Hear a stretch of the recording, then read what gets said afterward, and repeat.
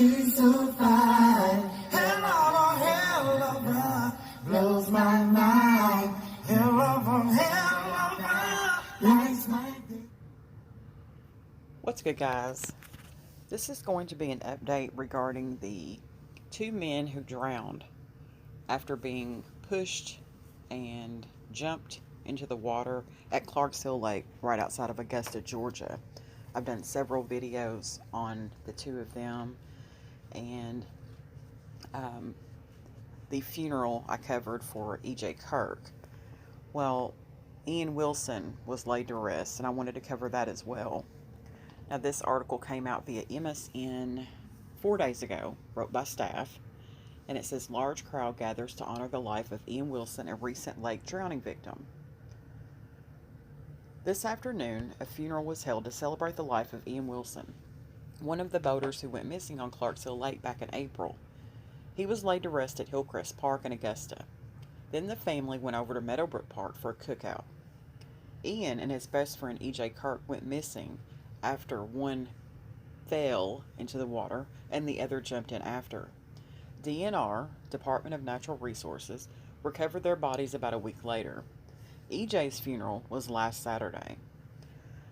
Now, I also wanted to cover part of the investigation and where it's at right now in line with everything else.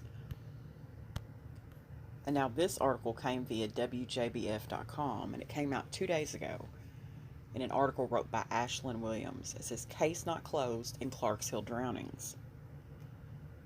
The special agent in charge for the McDuffie County Office of the Georgia Bureau of Investigation, or GBI, tells WJBF that the GBI's regional office is completing the file on their investigation into the circumstances surrounding the drowning of two men who drowned while boating on Clarksville Lake in late April. Eynn Wilson and EJ Kirk, both men in their 30s, went missing while in the water near Cherokee Boat Ramp Sunday, April the 25th.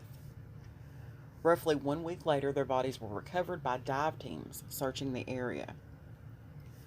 The special agent in charge says that the GBI will soon be reviewing the file with the Toombs County District Attorney's Office. Since the GBI was called in by the Lincoln County Sheriff's Office to investigate the boating incident shortly after Wilson and Kirk went missing, law enforcement agents have been conducting interviews with those present when the two men entered the water that afternoon and later failed to resurface on their own. They've also been viewing video taken in the moments before and after the two men went into the water to determine what led up to the incident. Both men's cause of death was listed as death by drowning. Now, on my last update that I did, there was also another boater who was missing on the water. And then I found this story as well, and I wanted to bring it in regards to Clarksville Lake. And this story came out yesterday by 12 on your side. Clarksville drowning victim identified as Augusta firefighter. The Augusta Fire Department confirms the body of Lieutenant Ralph Jenkins has been recovered earlier this afternoon.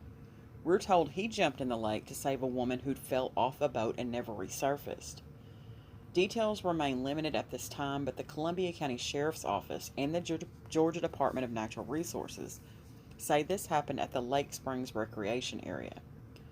River Road has been closed as crews can be seen working out of a dock in the area. The Augusta Fire Department released this statement to News 12. The department is confident the Columbia County Fire Department, Columbia County Sheriff's Office, and other agencies did their best to try to save Lieutenant Jenkins. Quote, on behalf of the entire Augusta firefighting community, I am disheartened to report this crushing loss of one of our own, said Interim Fire Chief Shaw Williams, Jr. Lieutenant Jenkins came from a firefighting family, was known in the department as a person who could be counted on for a good laugh, and served the people of Augusta, Georgia for 40 years, end quote. For now, the department and its firefighters will grieve this tremendous loss. And then it just says check back for updates. So, apparently, I'm told by also another subscriber that this happens regular at Clarksville Lake. What is it about this body of water that causes this to happen? Now, in the case of Eynn Wilson and EJ Kirk, had it not been for the push, we wouldn't be here talking about them. But I also wanted to make a clarification because I had several comments from people who were not looking closely enough at the video, and then they deleted their comments, maybe after they saw what I was trying to say. So I wanted to make sure you got what the witness is saying we are supposed to be seeing in this footage. A witness says this, quote, "In the clip, it is one of the victims, EJ, and another woman who had the yellow vest around her neck but not secured.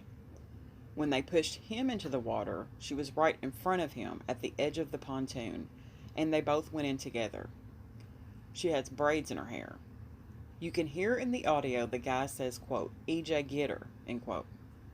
What you don't see in this clip is when some of the people on the boat pull her back onto the boat, as EJ drifts further away from the boat. The other victim, Eynn, who was on the other boat, witnesses EJ struggling to stay afloat, then jumps into the water to attempt to save him. There are multiple videos, and you can see that Eynn was fully dressed," end quote. Now, from what I'm looking at, I see the woman standing in front, and I see her go into the water. I don't have any problem seeing that. But what I see is what appears to be Eynn being pushed.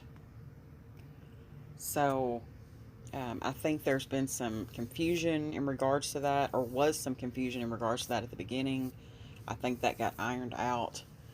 So, I just wanted you guys to know what you're supposed to be seeing in this video that I'm showing now. Because there was another person involved in that, and they drug her back on the boat, which makes that incident that much more worse, because they left the two of them. So, I'm going to continue to follow this case because, like I said, this is why you don't play around in the water or near the water. And had it not been for this push, and you can very clearly see the woman's hand on his back, that I don't think is an issue at all, because that is an image that has been circulating widely across the news, across social media. But I think they're just trying to pin down exactly what happened. And I know that there was a man by the name of Terry who was on the boat who did attempt to help in some sort of way. I keep hearing that.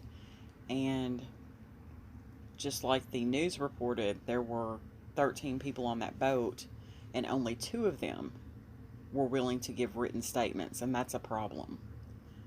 If this was supposed to be your friend, I mean, you were in some way associated with them, or you wouldn't have been out on the water with them. You were in some sort of friendly situation with them. And I think that's pitiful and pathetic that you can't go down there and do a written statement in regards to this situation. So I'm going to end the story on that note, but I definitely wanted to do an update. Thanks for watching, guys.